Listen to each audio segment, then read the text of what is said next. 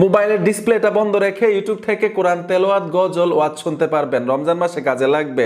ইউটিউবে কোনো কিছু শুনতে গেলেই ডিসপ্লে অফ করে দিলে সাথে সাথে মিউজিকটাও অফ হয়ে যায়। ভাই এখন থেকে মোবাইলের স্ক্রিন বন্ধ থাকবে, ইউটিউব থেকে সব কিছু চলবে, মোবাইলের চার্জে সমস্যা হবে না, ডিসপ্লেতেও সমস্যা হবে না। কাজটা শিখে রাখেন। মোবাইল থেকে গুগল প্লে স্টোরে চলে আসবেন, ছোট্ট একটা অ্যাপ্লিকেশন লাগবে। গুগল প্লে স্টোরে এসে সার্চ বক্সে লিখতে হবে ব্ল্যাক স্ক্রিন, এখান থেকে অ্যাপ্লিকেশনটা ইনস্টল করে নেবেন। সেটিংস করার জন্য ওপেনে চলে আসবেন, স্টার্ট লিখে আছে ট্যাপ দিবেন, নিচে পারমিশন দিতে হবে, ব্ল্যাক স্ক্রিন অ্যাপের পারমিশনটা দিয়ে ব্যাক চলে আসবেন।